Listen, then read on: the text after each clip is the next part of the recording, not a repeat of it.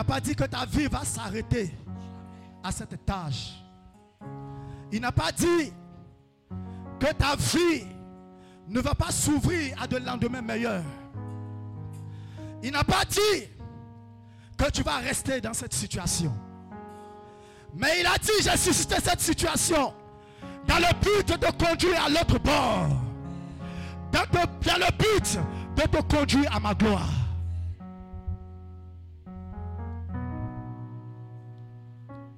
Ton Dieu t'aime. Ton Dieu t'aime.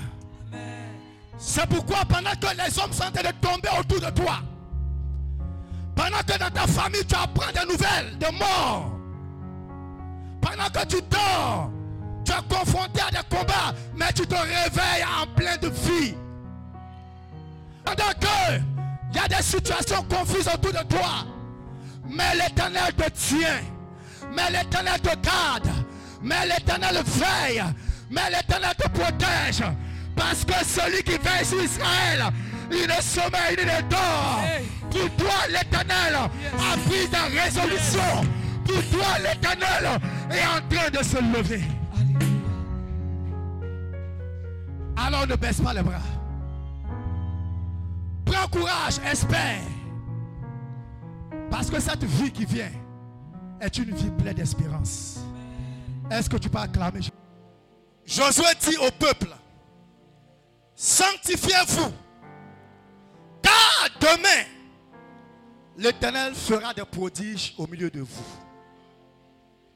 Sanctifiez-vous, car demain l'Éternel fera des prodiges au milieu de vous. Est-ce que tu peux acclamer la parole du Seigneur?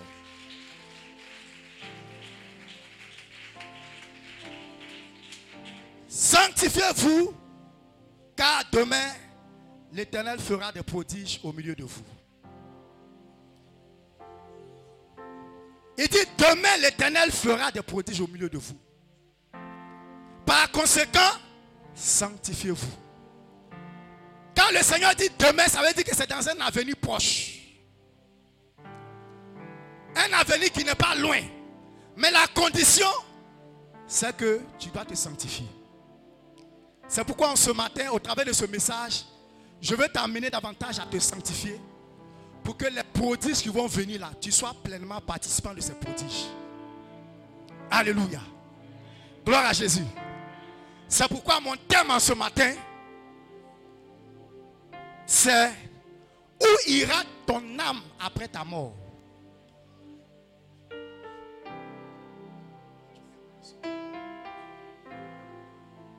Où ira ton âme après ta mort? Nous sommes dans Luc 16.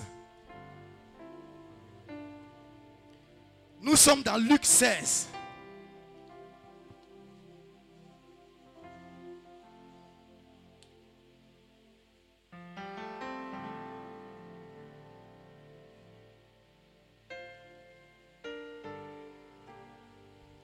Luc 16 à partir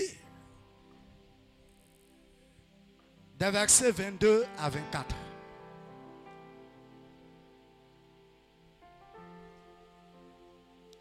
C'est une exhortation que je vais apporter au peuple de Dieu. L'exhortation, c'est un discours qui consiste à amener une personne à faire quelque chose. Alléluia. Donc c'est une exhortation en ce matin. Si tu as un cahier, si tu as une note, il faut prendre. Parce que c'est des choses qu'on va dire en ce matin et qui va aider le peuple de Dieu. On lit la parole du Seigneur. Le pauvre mourut et il fut porté par les anges dans le sein d'Abraham. Le riche mourut aussi et il fut enseveli. Dans le séjour des morts, il leva les yeux et tandis qu'il était en proie au tourment, il vit de loin Abraham et Lazare dans son sein. Verset 24.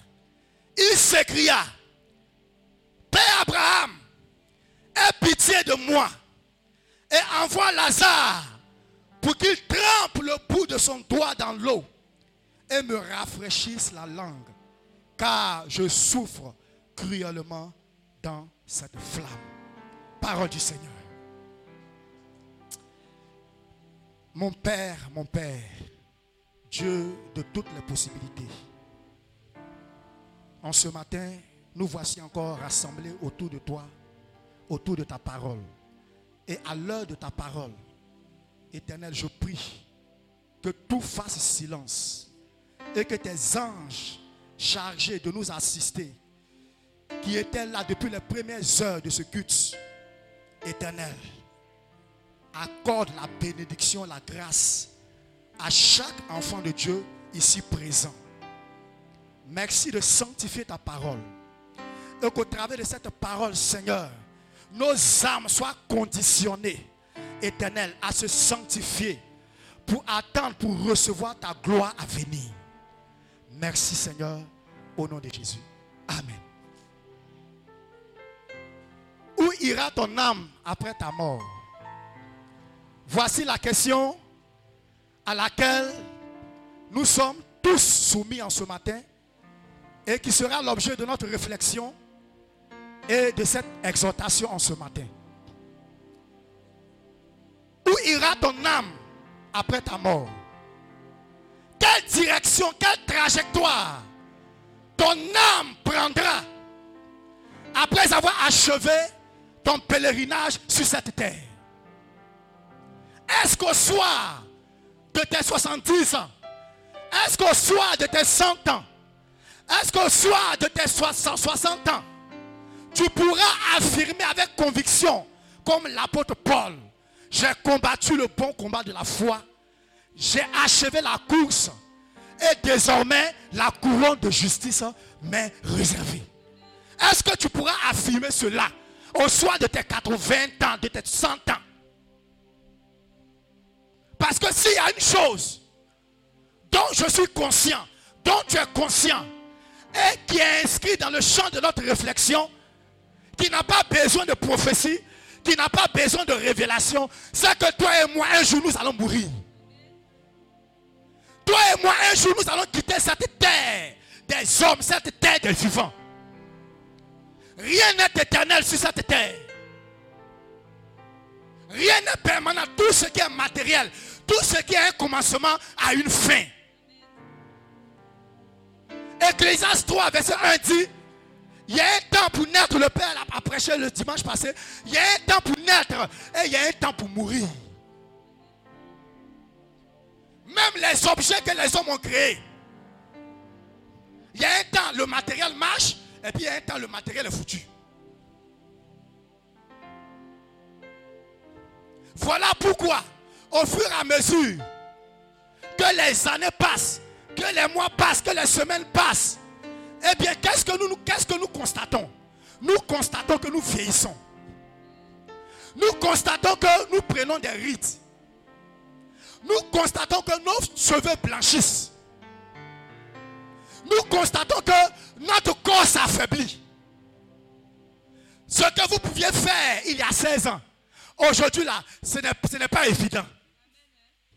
Donc tous ces indices sont témoins que nous sommes en train de nous achever allègrement vers la mort.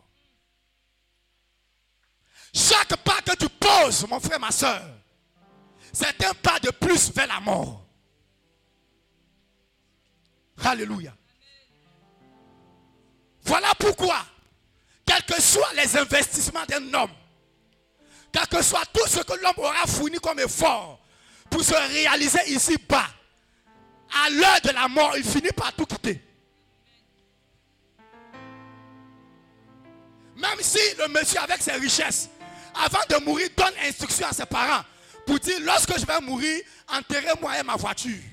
Enterrez-moi avec mon or. Enterrez-moi avec mon argent. Le parent va dire, j'ai compris mon fils. Mais à ta mort, même une aiguille, tu ne vas pas retrouver dans la tombe. Quand nous naissons à la maternité, nous venons nus, sans rien à la main, physiquement parlant. Et quand nous quittons la terre nus. Job a dit, Job 1, 21, nu je suis sorti du ventre de ma mère, et nu je retournerai dans le sein de la terre.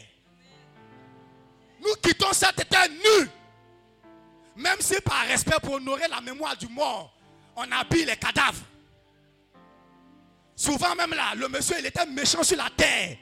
Il n'avait de garde pour personne, il ne souriait même pas. Mais à sa mort, on veut faire croire qu'il était bon. On veut faire croire qu'il était serviable. Souvent même là, on essaie de faire sourire son cadavre. Pour montrer qu'il était bon. Mais sur cette terre, il n'avait pas Jésus. Mais si sur cette terre, il était adultère, s'il meurt, le sourire de son cadavre ne changera rien à la direction de son âme.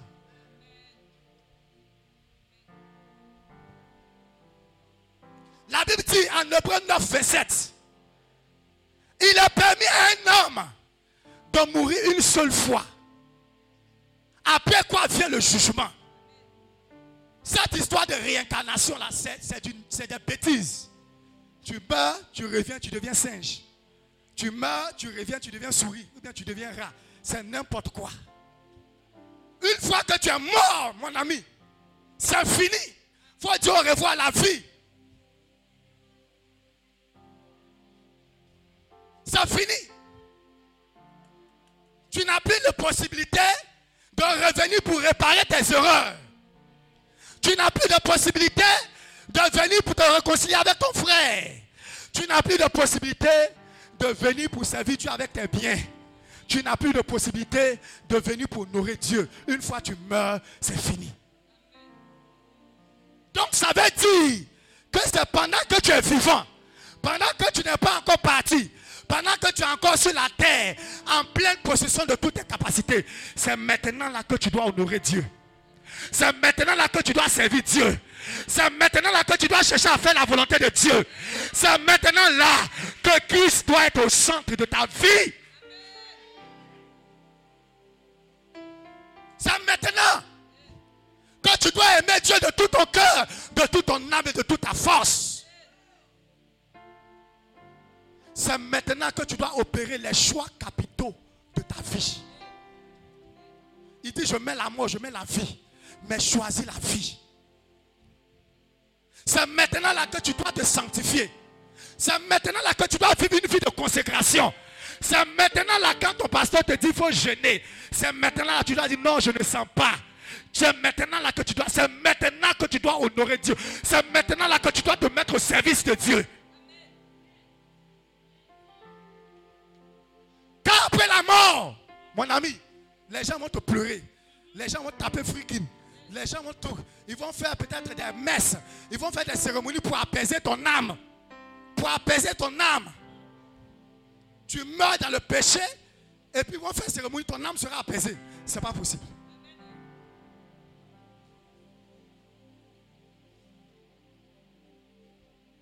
Alléluia.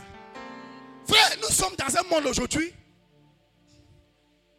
où les événements se succèdent. Mais à un rythme tellement accéléré. Au point où l'homme même n'a plus le temps de s'asseoir, de marquer une pause. Et puis de réfléchir à sa vie. De réfléchir à son âme. De réfléchir à si je quitte cette terre-là, je vais où? L'homme n'a plus le temps.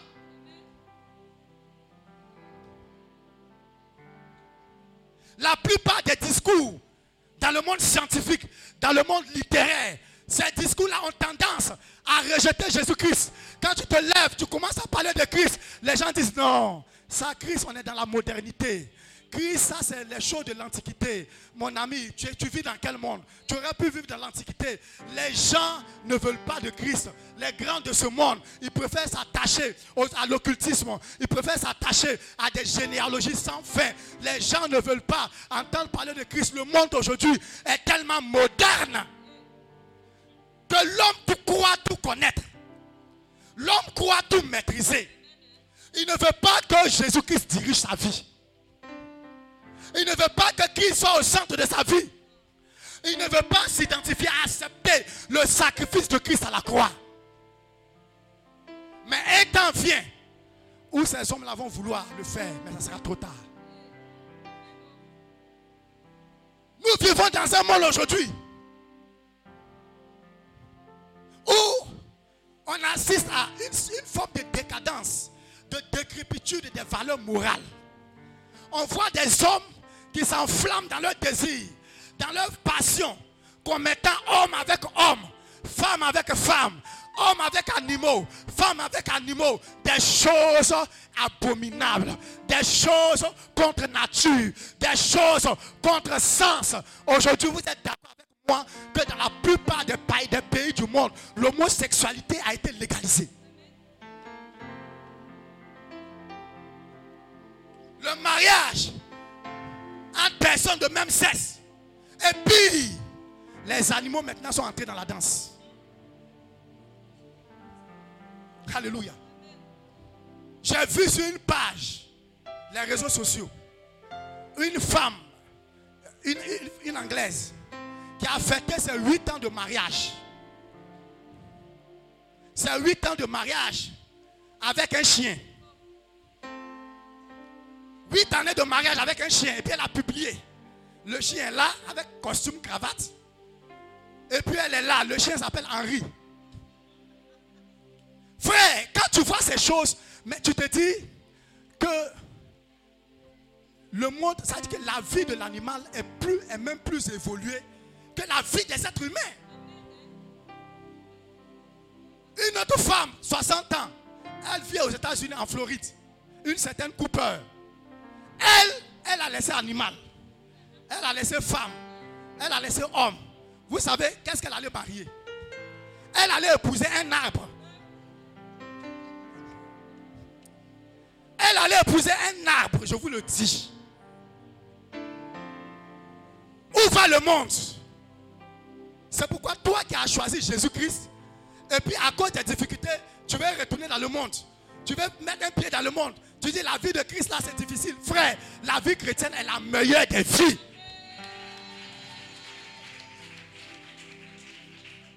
La vie chrétienne offre une qualité de vie plus élevée. Une qualité de vie meilleure. Aujourd'hui, partout dans le monde, il y a des écoles de sorcellerie. Tu veux être sorcier, tu t'en vas apprendre à être sorcier. Tu vas t'inscrire, à la fin on te donne un diplôme de sorcellerie. Certainement, tu vas ouvrir ton cabinet pour recevoir les gens, pour les aider à être sorciers. Vous voyez la bêtise humaine, jusqu'où ça nous conduit. Alléluia. Nous sommes dans une période, mes amis, où le taux de divorce a atteint une dimension invraisemblable, sans précédent. Le mariage est devenu quelque chose de vil. Le mariage est méprisé. Et même jusqu'à dans l'église, certains enfants de Dieu, certains pasteurs qui prennent le malin plaisir à enseigner le divorce, n'est-ce pas, à admettre le divorce. Frère, c'est une abomination. Le mercredi, quand on a fini la réunion, il y a un jeune frère qui est venu jeûner, c'est un serviteur de Dieu qui m'a appelé et qui m'a soumis un problème. Il dit, il y a un couple marié depuis 10 ans, un couple pastoral de surcroît. Le monsieur a une grande église. Après 10 ans de mariage, couronné de 3 enfants, le monsieur trouve que il ne se sent plus dans la relation, dans le mariage, le pasteur. Et il propose à sa femme de faire un arrangement. Il propose à sa femme, et quel est l'argument qu'il prend? Il dit, il veut faire comme Abraham. De la même manière qu'Abraham a pris Agar pour susciter un enfant à Sarah, il veut prendre une autre femme. Et puis, il gère la titulaire à côté, mais il est avec une autre. Pasteur, il a grande église. Alléluia. J'ai dit à la femme, mais ton mari a un esprit des eaux qui est en train de le fatiguer. Il faut venir jeûner. Il faut venir, on va t'aider, sinon ton foyer là, c'est en train de partir comme ça. Elle rentre même enceinte, elle rentre en garde aujourd'hui. Alléluia. Aujourd'hui, Sous prétexte que dans l'Ancien Testament, les hommes se sont mariés avec 2 femmes, 3 femmes. On se permet ce rythme de vie, cette façon de faire. Est-ce que les 2 femmes, 3 femmes, 4 femmes que les hommes ont eues dans la Bible, est-ce que c'était une prescription divine? Est-ce que c'était une ordonnance divine? Il y a des choses, les gens se sont levés dans l'Ancien Testament et qui ont fait, qui n'a pas reçu l'accord de Dieu. Et comme ils étaient dans une dispensation, Dieu a laissé faire. Mais cette disposition dans l'église est supprimée. Alléluia. Des gens ont vécu dans le passé. Et dans leur vie, là, ils ont fait des erreurs. Et tu prends leurs erreurs là pour venir appliquer ça à ta vie. Tu prends les erreurs d'Abraham pour venir appliquer à ta vie. Tu prends les erreurs de Sarah pour venir appliquer à ta vie. Mais c'était des hommes comme toi et moi. Ce qu'ils ont fait de bon là, tu prends. Maintenant le reste là, il faut laisser. Alléluia. On est arrivé à une période aujourd'hui. Vous allez constater que la plupart des économies des pays du monde sont en train de s'effondrer. Depuis 2008, après en 2001, l'écoulement, l'effondrement des 2 tours, ça en a suivi des faillites de banques aux États-Unis. Après, les pays se battent pour relever leurs économies. C'est difficile. On voit des entreprises, on voit le monde, chaque pays du monde aujourd'hui est en train de se battre pour avoir le contrôle du monde, pour gagner le monde. On assiste à des associations d'entreprises, on assiste à des unions, on assiste même dans les guerres, on s'unit pour gagner. On attend union par ici, par là. On nous habitue à des termes comme la globalisation, la mondialisation. Il y a union partout. Regardez la naissance des associations. Hier, c'était une seule France. Hier, c'était une seule Allemagne, une seule Grèce. Ils ont formé la CEE, Communauté économique européenne. Après, c'est devenu l'Union européenne. Hier, il y avait plusieurs États qui étaient les États-Unis d'Amérique, plusieurs États séparés. Ces États ont fédéré. Il y a une confédération d'États. Et c'est devenu les États-Unis. Hier, il y avait une Afrique dispersée. Aujourd'hui, on a l'Union africaine. Il y a assemblée. Ils sont en train de préparer l'esprit de l'opinion publique internationale à la mise en place d'un nouvel ordre mondial. D'un gouvernement mondial où il y aura à la tête un seul président, l'Antichrist. Quelqu'un qui va gouverner le monde. Les autres pays du monde seront comme des gouvernerats. Et l'Antichrist. Voilà pourquoi, dans ce monde, il y a des personnes tapis dans l'ombre qui complotent pour réduire le monde à sa plus simple expression, pour bouleverser le monde. Quand il y a des guerres, quand il y a des situations comme le Covid, en réalité c'est un complot derrière. Parce qu'il y a des personnes qui veulent atteindre un but. Ils veulent créer le chaos et profiter de ce chaos-là pour faire émerger un homme, l'Antichrist. Le plus grand personnage humain de la fin des temps que l'humanité, les hommes se donneront et qui va entrer en guerre contre Dieu et les enfants de Dieu. Son esprit est déjà dans le monde. Son esprit est en train d'agir. Son esprit est en train de travailler. Alléluia. Jésus a annoncé que dans les derniers temps, surtout pour le monde, ça sera des temps difficiles.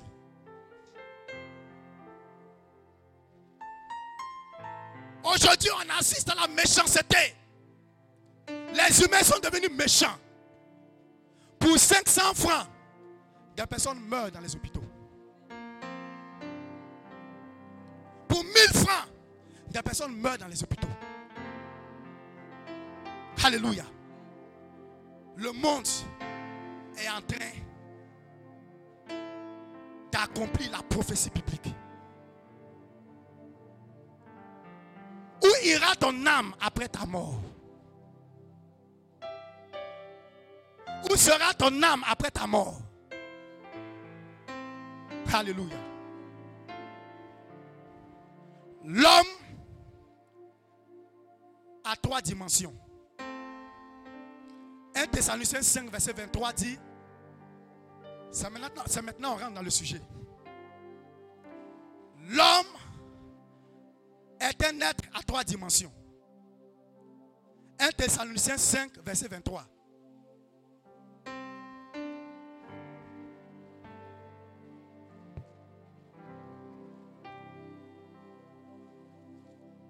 « 1 Thessaloniciens 5,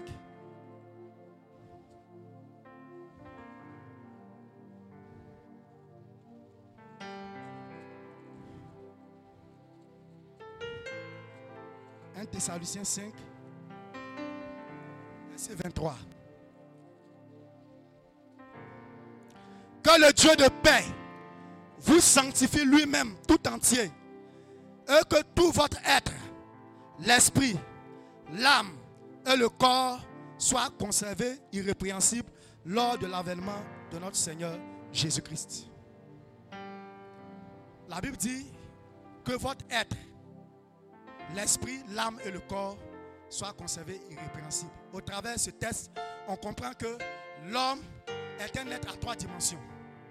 L'homme est un esprit qui a une âme et qui vit dans un corps. L'homme est un esprit qui a une âme et qui vit dans un corps. Prenons le corps de l'homme. Le corps de l'homme, c'est la partie matérielle de l'être humain. Voilà pourquoi il a 5 sens.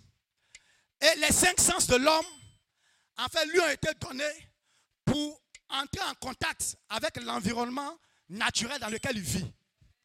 Avec l'environnement dans lequel il réside, dans lequel il est.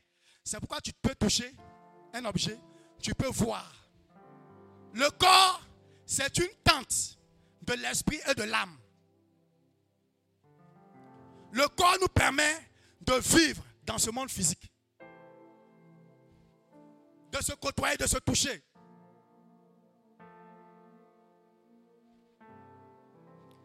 Et la Bible dit que ce corps-là n'héritera pas du royaume des cieux. 1 Corinthiens 15, 50. La chair et le sang n'hériteront pas du royaume des cieux. Le corps que tu as là, qui est souvent fatigué, qui est souvent malade, qui est souvent... Ce corps-là n'héritera pas du royaume des cieux. Donc ça veut dire que la finalité du corps, c'est quoi? La finalité du corps, selon Genèse 3, verset 19, c'est la poussière. Alléluia. Ce corps-là, sa finalité, c'est la poussière. Il va retourner à la terre, il va pourrir et il va disparaître. Ça veut dire que ce corps, c'est vrai d'être utile. Tu dois l'entretenir parce que c'est le temple du Saint-Esprit.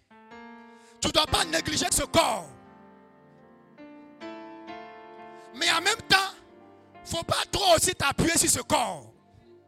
Parce que ce corps a des désirs qu'on appelle les désirs de la chair. Ce corps vit. Ce corps a des besoins, ce corps a des désirs. Ce corps-là, il ne faut pas trop le laisser dans un confort. Il ne faut pas trop, il va se sentir à l'aise. Parce qu'il risque de te créer des problèmes. Voilà pourquoi Paul dit en 1 Corinthiens 9, verset 27, il dit, je traite durement ma chair. Je traite durement mon corps. Je discipline mon corps. J'impose un rythme de vie à mon corps. Parce que ça y dépend de la bonne santé de ton âme. Regardez les sportifs, les athlètes. Avant d'aller concourir, regardez les efforts que ces athlètes-là font. Souvent même là, il fait subir à son corps en temps normal ce que son corps ne peut pas supporter. Il soulève des poids, il fait des exercices. Là où même il faut se reposer, là, il le fait. Paul dit, tirez leçon. Et vous aussi spirituellement, là, imposez-vous cette discipline. Le corps là, il sait qu'il ne veut pas, il ne va pas hériter du royaume des cieux. Ton corps là, il sait qu'il ne va pas aller au ciel. Donc, il ne gagne rien à t'accompagner dans ce qui est spirituel. Il ne gagne rien à t'accompagner dans ce qui est spirituel. Voilà pourquoi, quand tu vas te lever à 1h tardive pour prier, le corps dit laisse-moi dormir. Le corps dit il a encore tard, laisse-moi me reposer.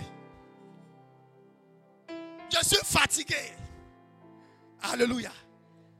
Parce qu'il sait qu'il ne va pas hériter du royaume des cieux. Donc tout ce qui est spirituel là, la chair ne veut pas ça. Donc il faut imposer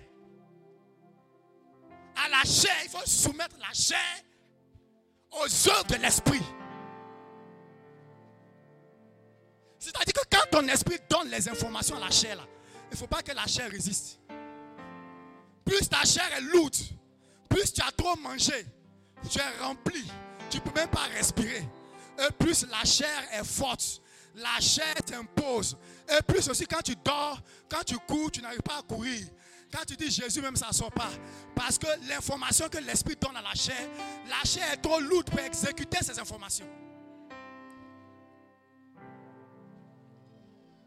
Voilà pourquoi la Bible dit, celui qui marche par la chair là, il va mourir. Mais celui qui par l'esprit fait mourir les actions de la chair va vivre. Il faut prendre soin de ton corps. Mais il ne faut pas que l'embellissement du corps, ça soit ta priorité. Tu vois des personnes bien habillées, bien haut, en forme, mais leur âme est maigre. Alléluia. La finalité du corps là, on va le retrouver à la poussière. C'est les asticots là qui vont festoyer sur ton corps. Alléluia. Ensuite, il y a l'esprit.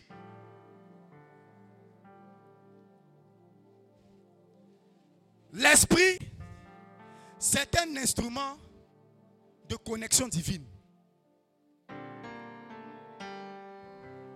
L'esprit nous permet de prendre conscience de Dieu et de communiquer avec lui.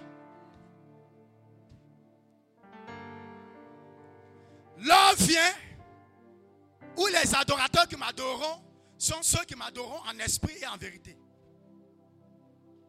L'esprit, c'est l'instrument qui nous connecte à l'adoration. L'esprit, c'est la porte de l'âme.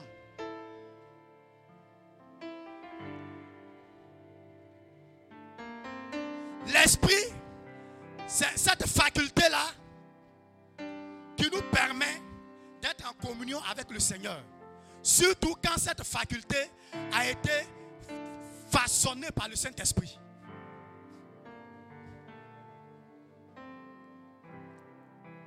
Alléluia. C'est pourquoi quelqu'un peut être à l'église. Si son esprit n'est pas disposé, dans tout ce qu'on fait là, il va ressortir tel qu'il est venu. Parce que l'esprit est la porte qui donne accès à l'âme. Plus tu es disposé, ton esprit est disposé, plus Dieu travaille dans ton âme. Plus le Saint-Esprit agit dans ton âme. Mais plus ton esprit est fermé, plus tout ce qu'on a fait là, ça va taper la chair, ça va retourner. La finalité de l'esprit, c'est quoi? Ecclésiaste 12, verset 9. La finalité de l'esprit.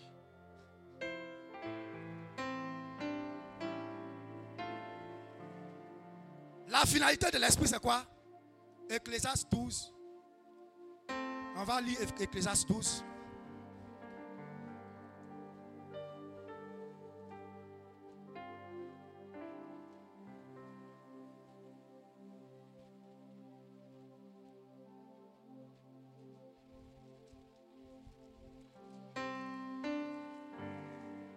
Ecclésiaste 12, verset 9. Avant que la poussière retourne à la poussière comme elle y était et que l'esprit retourne à Dieu qu'il a donné. Donc quand quelqu'un meurt, qu'ils soient méchants, qu'ils soient païens, qu'ils soient chrétiens, leur esprit retourne à Dieu. Jésus a dit, Père, je remets mon esprit entre tes mains. Donc l'esprit retourne à Dieu. L'esprit ne va pas à l'enfer. L'esprit ne va pas, mais l'esprit retourne à Dieu. L'esprit, c'est comme le disque dur. Il enregistre tout ce qui est information, tout ce qui est œuvre que tu as fait sur cette terre. L'esprit se nourrit d'idéologie et de doctrine.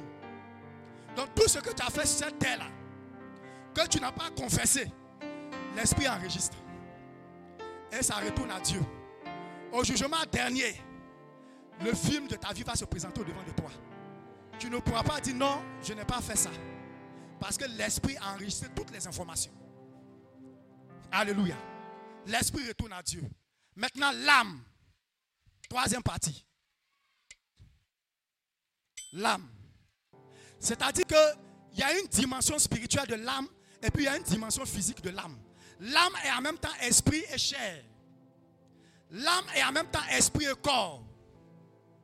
C'est pourquoi c'est quand le corps domine, la chair domine, ton âme devient charnelle. Quand c'est l'esprit qui domine, ton âme devient spirituelle. Donc l'âme a une dimension spirituelle et a une dimension physique. La dimension physique de l'âme, c'est le sang.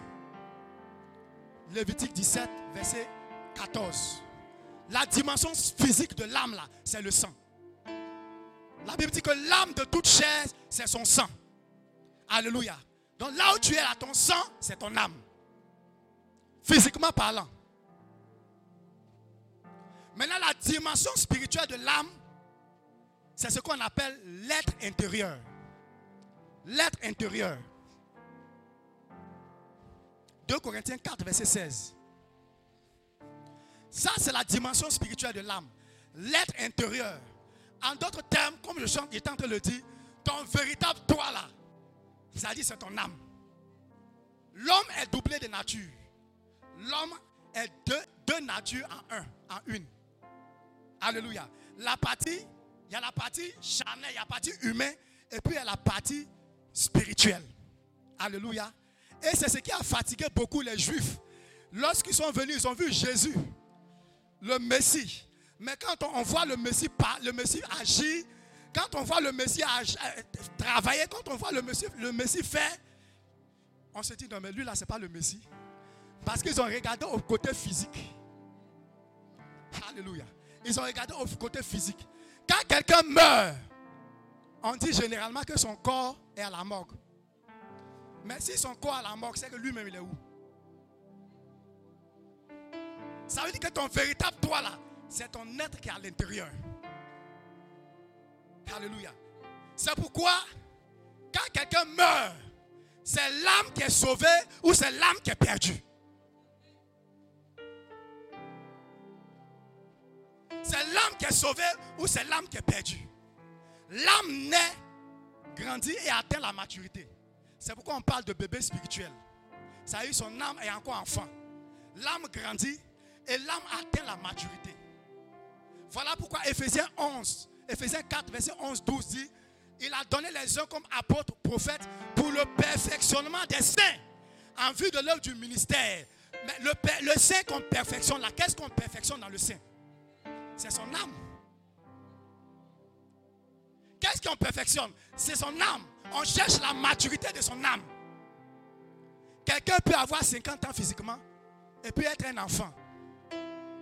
Parce que tout se mesure dans les différents niveaux de croissance de l'âme. Et sur la terre, mes amis, s'il y a un commerce qui marche le plus, sur la terre, là, dans le monde occulte, s'il y a un commerce qui est rentable, ce n'est pas le commerce du pétrole. Ce n'est pas le commerce de, je sais pas, huile de palme, de voiture. C'est le commerce de l'âme. Apocalypse 18, verset 11. On va lire. C'est le commerce de l'âme. C'est l'âme qui marche. Vous voyez les gens, les milliardaires. Ils ont les grosses multinationales. Ils ont tout. Frère, si tu fouilles bien, ils ont vendu âme. Apocalypse 12, verset.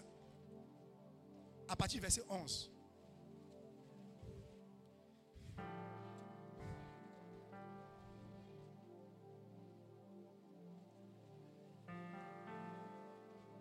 Regardez, hein, Apocalypse 18.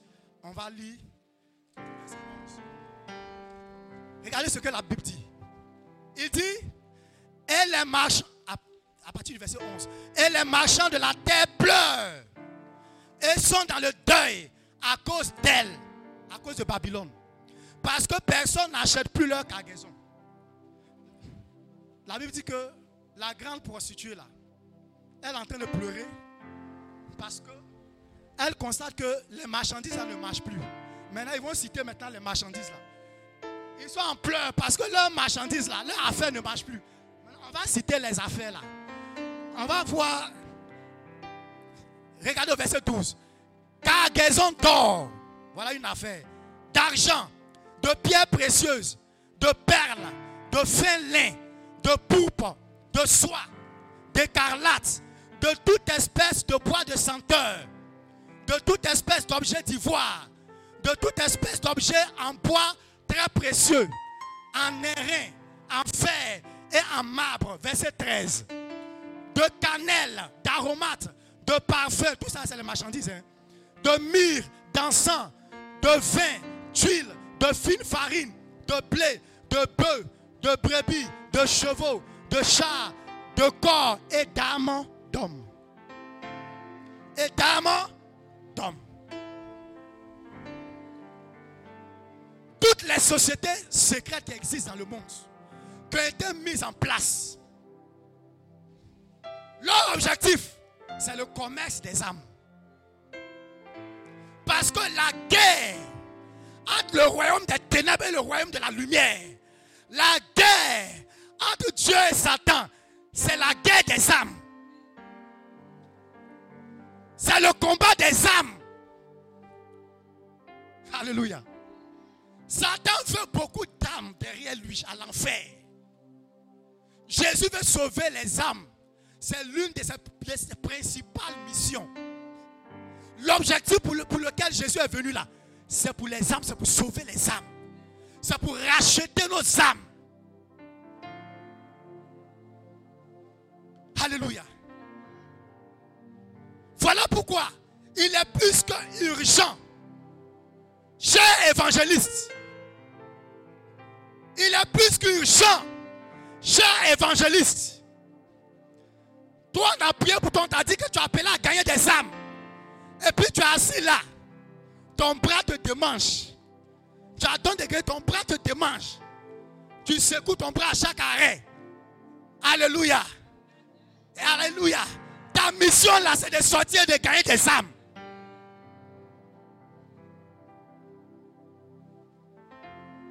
Ta mission, c'est de sortir, d'aller arracher des âmes.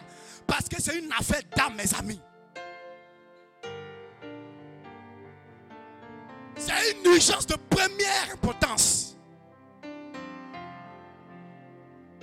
Ce matin, si tu avais invité quelqu'un, il n'y aurait pas de chaises vides. Peut-être tu dis, je ne sais pas évangéliser. Il faut inviter la personne. Nous, on va lui prêcher l'évangile. Mais tu es assis là. Tu penses toujours à tes problèmes, à ta situation. Mais Dieu, là, s'il ne trouve pas ses intérêts en toi, il ne va rien faire avec toi. Il ne trouve pas tes intérêts. Tu es un figuier stérile. Tu veux toujours que Dieu te donne. Tu veux toujours avoir, mais toi, tu donnes quoi? Quel est le temps que tu donnes? Quelle est ta personne que tu donnes pour racheter des âmes, pour sauver des âmes? Frère, c'est la guerre des âmes. Les gens sont prêts à donner des milliards pour que tu leur donnes ton âme. Ils sont prêts à te donner des immeubles. Ils sont prêts à te donner tout ce qu'il faut pour prendre ton âme. Parce que c'est l'élément le plus essentiel que tu représentes. Alléluia. Tu ne peux pas me dire que tu es chrétien depuis 15 ans, 20 ans. Et puis ton âme est encore au lait. Quand on te regarde spirituellement là, c'est comme si tu as accroché au dos de l'homme de Dieu. Tu as biberon dans ta bouche. Biberon ici, l'autre doigt ici. On dit descends, tu ne veux pas descendre. Pour que l'homme de Dieu s'occupe d'autres personnes. Mais tu as accroché au dos. Tu vois Kafa, tu sautes. Tu viens accrocher, tu as accroché à son dos. Tu vois, tu sautes, tu n'es même pas un peu mature. C'est-à-dire ton âme est faible. On te prêche, on te donne la parole. Quand tu sors d'ici là, tu ramasses parole là, tu mets à côté. Et puis maintenant, c'est ta volonté que tu cherches à faire. Voilà pourquoi Dieu dit, je ne vais pas te donner ce pour lequel je n'ai pas pris le temps de construire ton âme. Je n'ai pas pris le temps de te briser. Je n'ai pas pris le temps de t'affermir, de te casser. Comme on casse une maison pour la reconstruire. Je ne peux pas te donner ce pour lequel je n'ai pas vu ta maturité.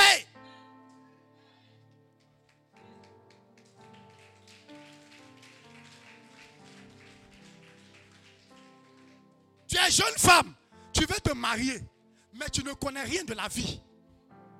Rien même, tu ne sais pas préparer. Tu vas chercher quoi dans ce foyer?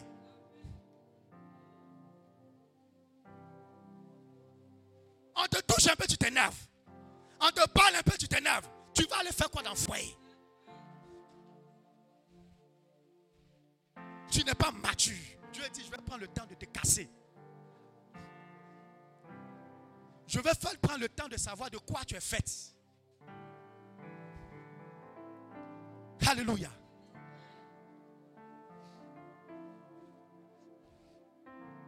Quand la Bible dit,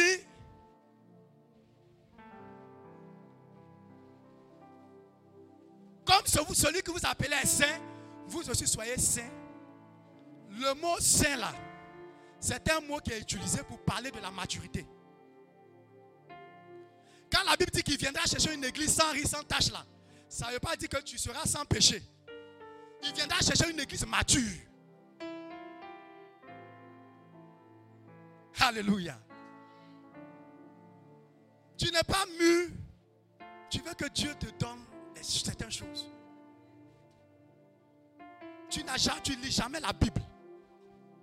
Parce que l'âme se nourrit autant le corps se nourrit. L'âme, en fait, à travers du corps, donne des indications sur elle. Autant tu te nourris là, c'est pour te dire que l'âme a besoin aussi de manger. Mais la nourriture de l'âme là, c'est quoi? Matthieu 4,4. L'homme ne vivra pas seulement de pain, mais de toute parole. La prière, le jeûne, la communion avec Dieu. L'âme mange. Et quand l'âme a faim, tu ne lui donnes pas ce qu'il faut là. Il s'en va chercher à être pédé. Parce que l'âme a soif, cherche à être toujours en contact avec quelque chose. Quand tu ne lui donnes pas cette chose-là, l'âme va s'attacher au désir mondain de la chair. L'âme veut combler ce vide. C'est pourquoi vous voyez des gens dans le monde qui s'en vont, s'engouffrent dans les bars, qui cherchent, parce qu'ils cherchent à combler le vide dans l'âme. Et comme ils n'ont pas Jésus, ils comblent ce vide-là dans les plages, dans les champs. Ils cherchent à combler ce vide. Quand il sort de ce moment temporaire de joie, son âme est foutue. Alléluia. Cherche à grandir. Chercher à grandir signifie laisse Dieu te façonner. Laisse Dieu te conduire. Laisse Dieu te diriger. Abandonne-toi entre ses mains. C'est lui le potier. Toi, tu n'es que l'argile. Tu n'es que l'argile. Alléluia. Pendant que tu es assis là, on peut t'appeler, te dire que, voilà, viens prendre 1 milliard. Viens prendre 8 millions. Viens prendre 10 millions. Ça veut dire que Dieu là, c'est pas ça, il ne peut pas faire. Mais Dieu veut faire, mais souvent il a peur. Parce que s'il t'a donné 10 millions maintenant là, mais ce n'est pas la peine. Tu vas venir au culte une fois chaque 2 mois. Quand on t'appelle, tu vas trouver maintenant des prétextes. Tu vas commencer à raisonner. Ton allure va changer. T'appelles la parole. et de marcher selon ce que tu as entendu. Sinon, dans cette église-là, qu'est-ce que Dieu ne fait pas? Alléluia. Il y a deux choses. Quand tu les as vues dans une église, c'est que cette église est de Dieu. Dans une église, quand il y a la présence du Saint-Esprit, quand il y a l'onction de Dieu, et quand la parole est prêchée dans toute sa vérité, dans toute son authenticité, tu ne peux pas douter de cette église.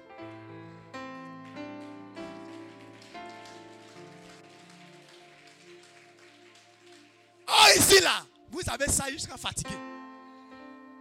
Pendant qu'on est ici là, d'autres même là, Paris, là, lui, il a pris leur tête jusqu'à on ne voit plus leur visage. Mais tu négliges la croissance de ton âme. Tu négliges ta vie spirituelle. Alléluia.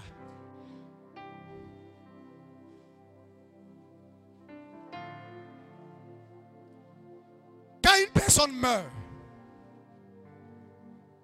qu'est-ce qui se passe? Puisque tout à l'heure j'ai dit, c'est l'âme qui est l'être intérieur. Quand une personne meurt, tout de suite, la personne sera hors de son corps. C'est-à-dire son âme sort de son corps. Et l'âme est suspendue. S'il était mort dans une clinique, pendant que son âme est suspendue, ça veut dire qu'il voit son corps à terre. Si c'est un chrétien, qu'il a été bien enseigné, il va savoir qu'il est mort. Il n'y a pas de problème. Son âme même sera en joie. Parce qu'il y a les anges qui vont venir le chercher. Mais si c'est un païen, il va penser qu'il est en train de rêver. Il va penser que c'est songe. Alléluia. Il va penser que c'est songe. Et il voit son corps qui est là. Et tout d'un coup, on voit le médecin qui vient. Il voit le médecin qui vient. Le médecin ne le voit pas, mais lui, il le voit. Et ils viennent avec un registre. On constate sa mort. On remplit certains papiers. Jusque-là, il pense qu'il rêve encore. Arrivé à un certain moment, il y a les morgués là qui viennent pour soulever le corps. On met ça dans un instrument. Quand le père, quand feu Papa Kwaku est décédé, pasteur moquez-moi, quand on allait, il était déjà décédé. Bon, lui, il venait pas, il venait, mais après, il a quitté cette église, il ne venait pas. Donc, on allait quand même pour voir. Et quand il est décédé, on a pris, nous tous, on s'est retrouvés au CHU de Cocody. Quand on s'est retrouvés, je crois, aux urgences du CHU de Cocody. Quand on est rentré dans les urgences, ils ont pris le corps là, il est lourd. Ils ont soulevé une fois, deux fois, ils ont balancé. Sur leur truc là, tu attends tout. C'est l'homme, hein. Après, ils ont pris un pain, ils ont pris un pain, ils ont jeté sur lui. Et puis quand les autres sortaient, par curiosité, moi je suis resté. Et quand je suis resté, tu vois des personnes, il y a un là, ça dit, il a fait rasta. Et puis quand il m'a vu, il a commencé à sourire. Tu sens qu'il est mort même, il est mort. Tu sens que c'est les morts qui sont couchés là. Et après, dans le couloir du CHU là, leur chariot ou bien leur chariot là, tu entends ça à ton cœur coupé. Il tire le chariot, tu entends en temps je suis encore seul. Le gars est mort. On vient, on dépose la civière, on prend son corps, on dit il a apporté quelque chose, on soulève le pain là, il est tout nu. On jette le pain, on le soulève, on dit aidez-moi à soulever. On le soulève, on le dépose. Et puis quand ils sont en train de tirer le corps, c'est là que tu t'assois, tu réfléchis deux fois à ta vie. Quand le corps, le bruit que ça fait dans le couloir, tu dis, attends, j'ai rangé ma vie. Donc quand la personne meurt, après, il pense que c'est amusement. On vient avec le truc, on met son corps. C'est là qu'il réalise qu'il est mort.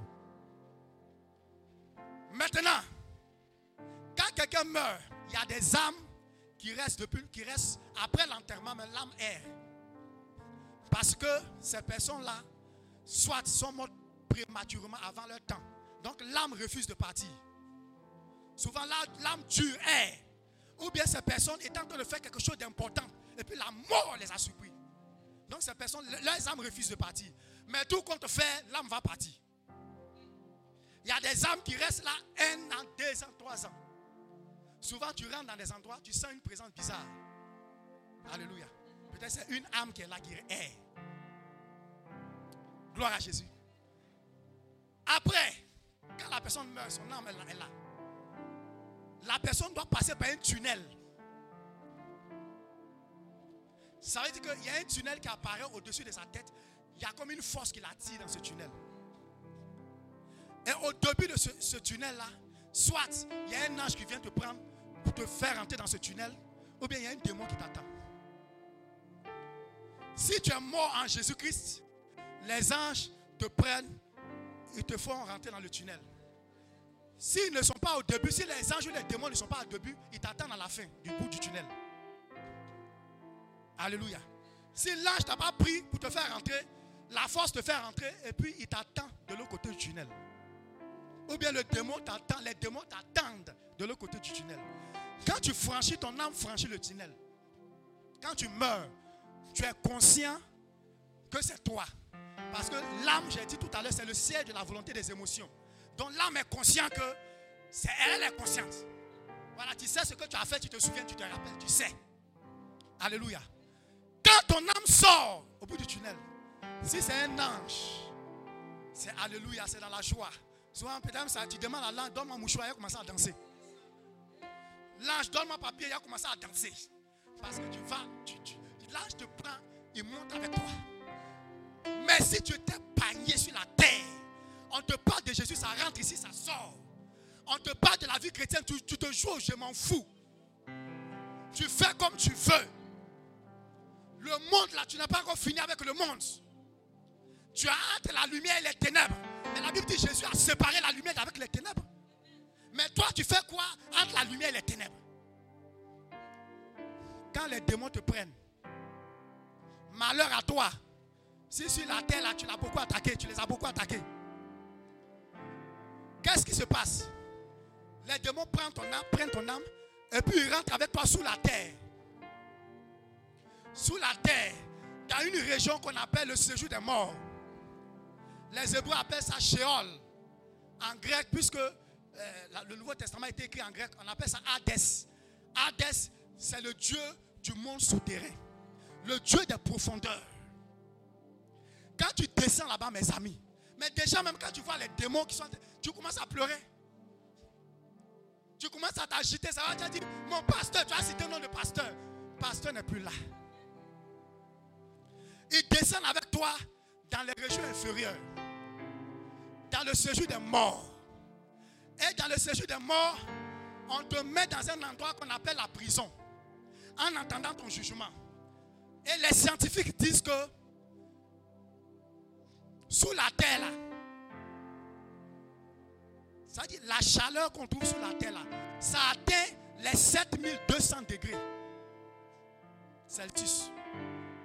La chaleur qu'on trouve sous la terre, quand on va profondément sur la terre, ça n'a rien à voir encore avec le séjour des morts. La chaleur sur la terre, parce que la terre est composée de 3 parties. Il y a la croûte terrestre, il y a le manteau, et puis il y a le noyau de la terre. Quand tu descends dans le noyau de la terre, la chaleur, 7200 degrés Celsius. Et ça, déjà même là chez nous ici, à 30 degrés même, tu ne peux plus.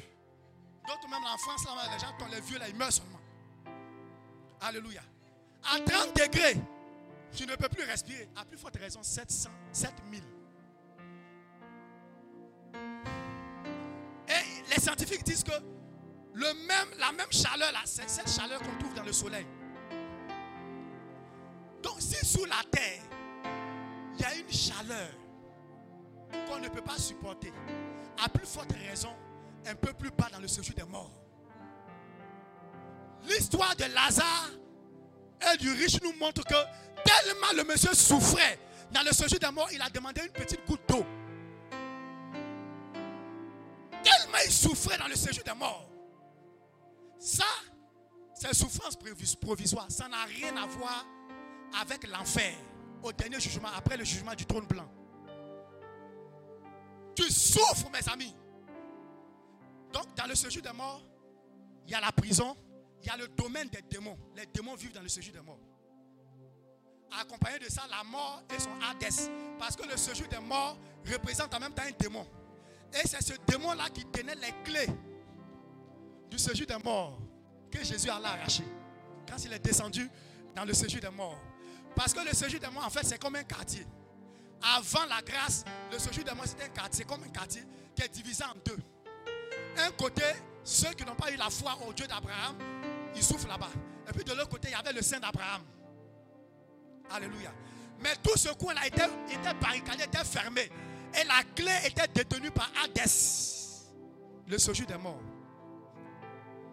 Or, quand Jésus est mort, il fallait qu'il libère les saints de l'ancien temps. Les Abraham et autres, il fallait qu'il les libère du séjour des morts. Or, pour les libérer, il fallait qu'il récupère la clé que tenait Hadès. C'est-à-dire, tu es heureux dans le sein d'Abraham, mais tu ne peux pas sortir. Parce qu'il y a quelqu'un qui tenait la clé. Quand Jésus est descendu dans les régions inférieures, alléluia, le premier jour, quelque chose s'est passé. Parce que le premier jour est rattaché à ton passé. Le premier jour, n'est-ce pas, est identifié à un marqueur de temps qu'on appelle le passé. Donc le premier jour de Jésus dans la tombe, c'était pour aller régler ton passé. Le deuxième jour, c'était pour aller régler ton présent. Et le troisième jour, te garantit le futur.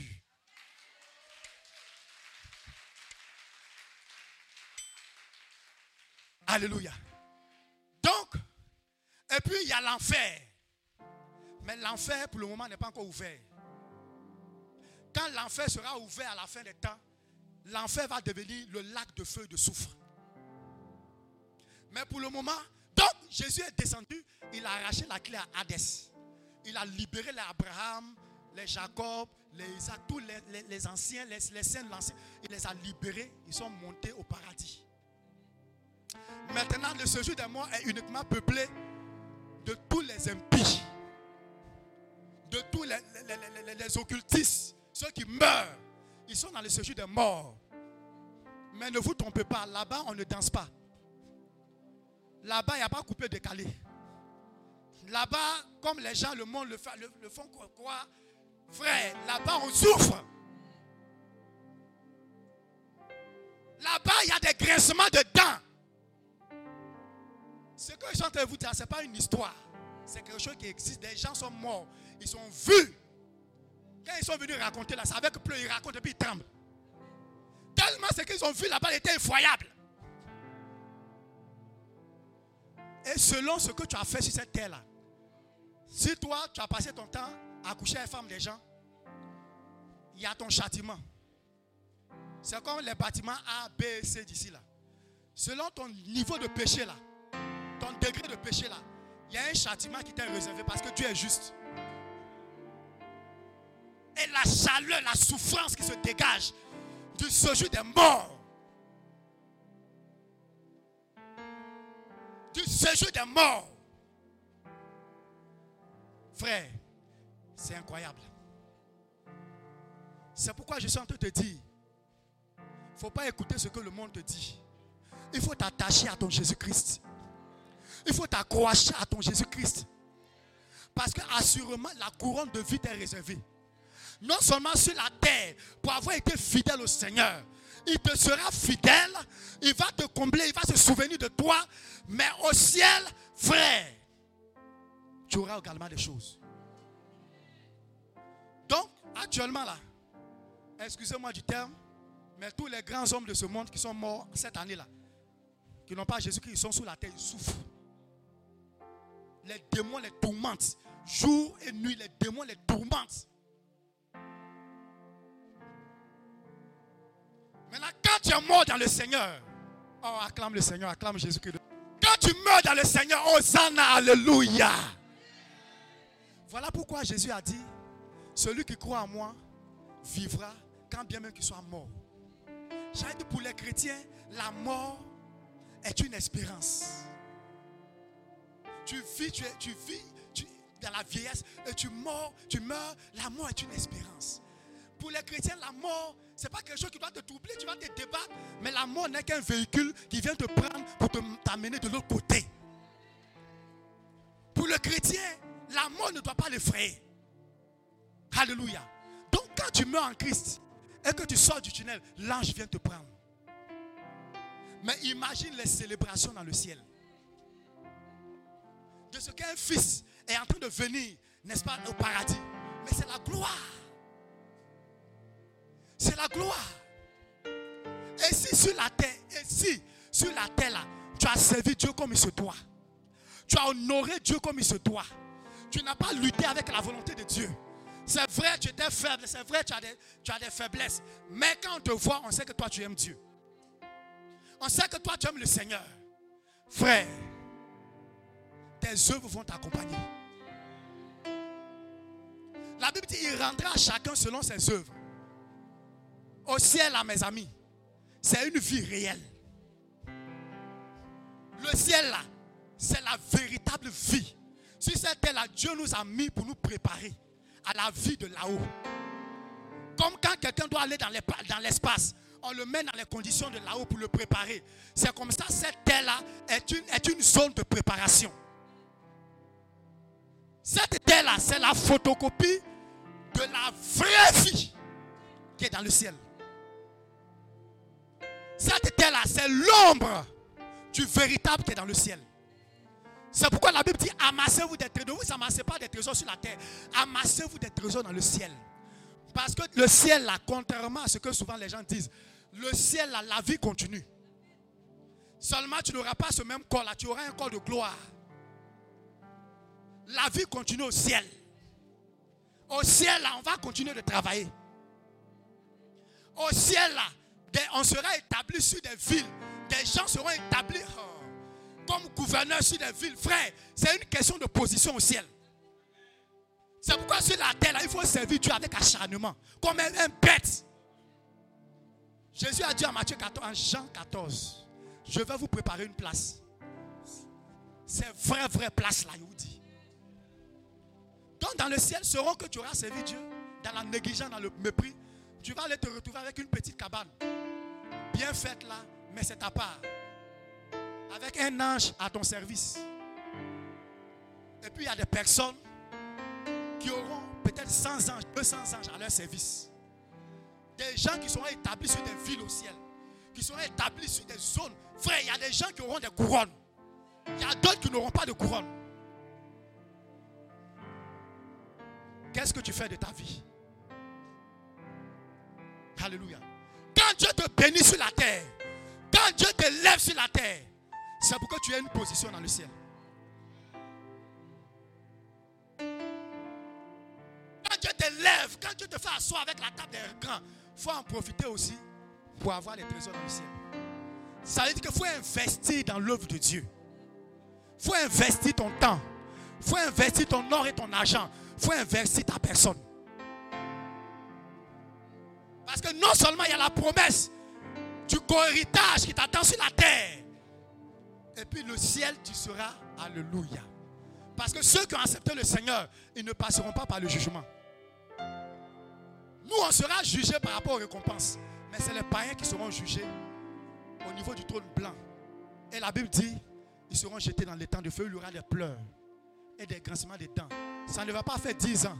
Pour dire ça s'arrêtera un moment. C'est pour l'éternité. Tu souffres pour l'éternité. Tu es heureux pour l'éternité. Tu es dans la gloire pour l'éternité. Frère, dans le ciel, il y aura les temps d'adoration. C'est là où tu vas vivre, tu vas voir Jésus face à face. Tel qu'il est. Jésus, à l'enlèvement, 1 Thessaloniciens 4, verset 16. La Bible dit, au cri d'un commandement, le Seigneur descendra, il restera dans les airs et l'église va monter. Et quand l'église monte, rejoint Jésus, nous partons faire les noces de l'agneau. Ça va durer 7 ans. Et c'est là qu'on sera à table avec l'époux, notre Seigneur Jésus-Christ. Les autres, là, Abraham, Isaac et autres, eux, ce sont les amis de l'époux. Mais l'épouse, c'est nous, l'église. On sera assis à table, en train de communier avec le Seigneur. C'est là que toutes les questions auxquelles on se pose, là, on aura réponse ce jour-là. Alléluia. Je veux dire à quelqu'un, si tu n'as pas encore donné ton cœur réellement au Seigneur, c'est le moment de le faire. Il faut racheter le temps pendant qu'il a encore temps. Il faut saisir la vie éternelle. Il faut saisir Jésus-Christ pendant qu'il a encore temps. Il faut aimer ton prochain. Il faut faire du bien à ton prochain. Il faut vouloir du bien à ton prochain pendant qu'il a encore temps. Alléluia. Pour certains, nous reste 30 ans à vivre. D'autres, il reste 10 ans. Frère, même si on te donne 1000 ans, si on te donne 100 ans, c'est peu. Parce qu'un jour devant Dieu, c'est comme 1000 ans. Les 100 ans, là, c'est comme un jour devant Dieu. Donc, il ne faut pas dire que je vis dans le présent, comme s'il te restait 100 ans à vivre. Mais spirituellement, là, vis comme s'il te reste 1 seconde à vivre. Le Seigneur à la porte, l'époux arrive. Et ceux qui ne seront pas dans l'enlèvement vont passer par la grande tribulation, où l'Antichrist va imposer la marque de la bête. Tu veux ou tu ne veux pas, à moins que tu renonces à Jésus, tu vas prendre la marque de la bête. Et ils vont traquer tous ceux qui vont pas partir dans ils vont les traquer. Ils vont t'attraper, ils vont te découper petit à petit, jusqu'à ce que tu renonces à Christ. Frères, considérons nos voies. Attachons-nous au Seigneur. Dieu n'a aucun problème avec la bénédiction. Déjà, pendant que tu dis que tu souffres. Toi, tu connais ce qu'on appelle souffrance. Tu souffres et puis tu es en bonne santé. Tu souffres et puis quand tu as sorti ici, là, tu as préparé un bon foutou là, même la taille de foutou là. C'est ça, tu dis tu souffres là. Tu souffres, tu es dans une petite voiture, tu dis tu souffres. Tu souffres matin là, tu es bien habillé, tu dis tu souffres. Il faut sortir un peu. Tu vas voir ce qu'on appelle souffrance. Tu es béni, tu rayonnes, tu es assis là, tu penses à problème. Alléluia. Tu vois problème partout. Je prie qu'au soir de nos 100 ans, ou quand Jésus vient, nous tous, nous serons dans l'enlèvement, dans la gloire. Que le Seigneur nous bénisse.